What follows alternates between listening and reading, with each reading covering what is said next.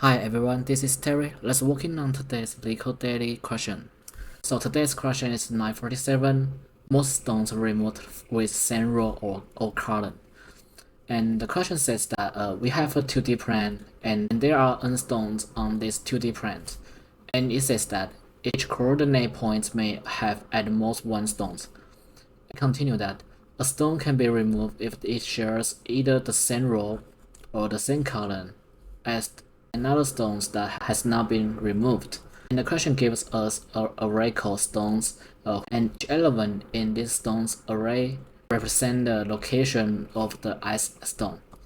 And lastly, the question says that we need to return the largest possible number of the stones that can be removed. So let's check on example 1 so that we can have a better understanding of this question. We have a stones that contains 1, 2, 3, 4, 5, 6. We have 6 stones here. So let me draw an illustration so that you can have a better understanding of this input. So at 0, 0 we have a stone here, and 0, 1 we have a stone here, and at 1, 0 we have a stone here, and also 1, 2, 2, 1, and 2, 2. So let's start it from the first stone, which located at 0, 0. Since the problem says that the stones at the same row or the same crossing can be eliminated, so the stone at 0, 1 can be eliminated, and the stone at 1, 0 can be eliminated as well. And since the stone at 2, 1 is shared with the same column with the stone at 1, 0, so this one can also be eliminated too. And also, since the stone at 1, 2 share the same row with the stone with this one, so we can eliminate this one. As well as this one, it can be eliminated too, because it shared both the same column or the same row with other stones. So eventually, at example 1, we can eliminate stones 1, 2, 3, 4, 5. So that's the reason why the output is 5 here. So in order to solve this problem, we can use a data structure called UnionFind to solve this problem. UnionFind is a data structure that used to tell which two elements are unioned or not. To be more specific, we can say that since these two stones are shared with the same row, so these two are unioned. We can union these two stones here. And also, since this stone here share the same column with the first one, so we can union these two. And also, since this one share the same column with this left one, so we can union these two. And then we can apply the same concept that if we find out that some stones share the same column or the same rows, that we can union these two stones. So we can union these two, and then we can union these two. So if we apply UnionFind with example 1, that every stones will be unioned together. So we can consider that this is a set which contains every stones here, like 0, 0, 0, 1, 1, 0, 1, 2, and 2, 1, and 2, 2. So eventually we can use the length of stone to minus the number of set at the UnionFind, which is 5.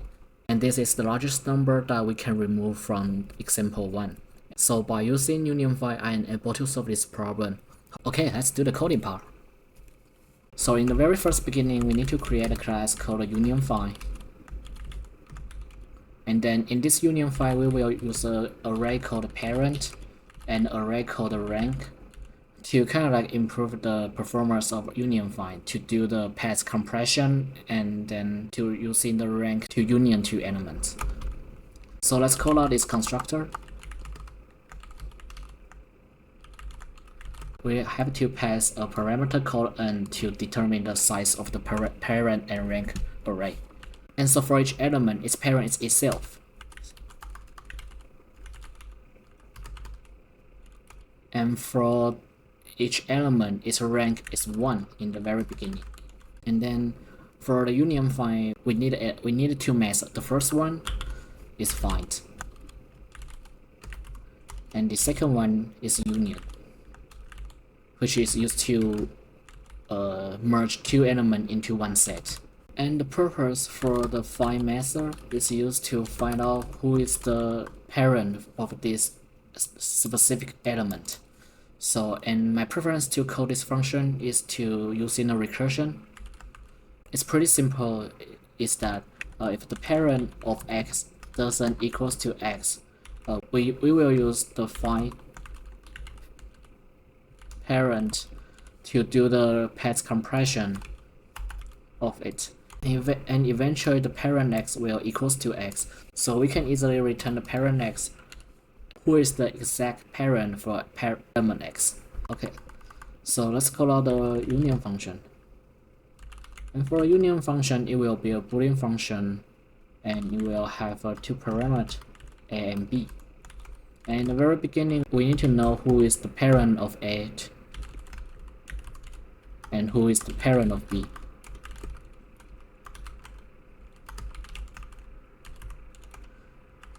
If the parent of a equals to parent of b, we will return a false, which means that we do not merge these two elements.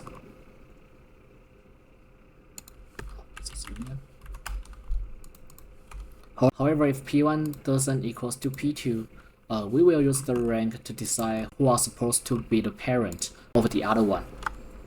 So let's say if rank p1 greater than rank p2, then p2's parent will be p1.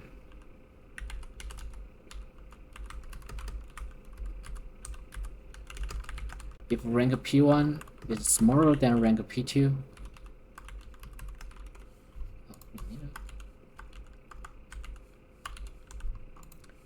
then the parent p1 will equals to p2.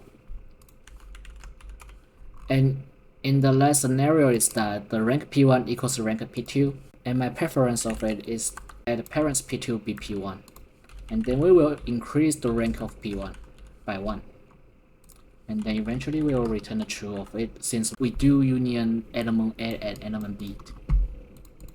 Okay, so the first thing that we need to do is to get a length of the stones array, and then we need to use the constructor to create our UnionFind data structure.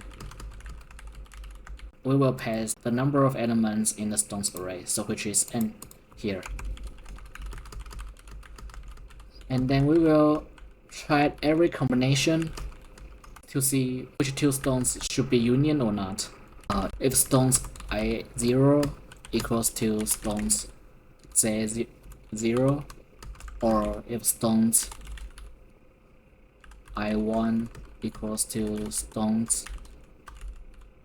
J1, we will union I and J so that these two stones will be combined together. So in order to calculate how many sets that we have at the UnionFind data structure, we need another variable called size. And initialize the number of size will be n. And each time if we successfully union two elements, the size will be minus by 1. And eventually we can turn the number of stones and minus the size that the UnionFind contains, and it will be the answer of these solutions. Okay, let's submit it. Okay, we are successfully conquered these questions. So let me explain this part a little bit. So for these two for loop, we will have a 0, 1, and we will have a 0, 2, and 0, 3, and 0, 4, and 0, 5. If we apply this code with example 1, and then we will have a 1, 2, 1, 3, 1, 4, and 1, 5, and so on and so on. So that this for loop will iterate every combination for every two stones. So if these two stones share the same row or these two stones share the same column, I will union these two. And by union these two elements, we are able to know that the set of this UnionFind will be minus by 1. So eventually we can use the number of stones to minus the number of size of the UnionFind data structure, and this will be the correct result for these questions. Okay, let's analyze the time compressivity and the space compressivity. So for the space compressivity, that since we only have an extra UnionFind data structure to solve this problem, the space compressivity will be big O. For the time compressivity, since we have to iterate every combination of every two stones, So the time complexity will be big of n squared. So that's basically everything that I would like to share with you for this questions. If you find these videos are helpful and that helps you have a better understanding to how to solve this problem, please consider to subscribe to my channel and leave a thumbs up for my videos. Then I wish you have a good day. See you around.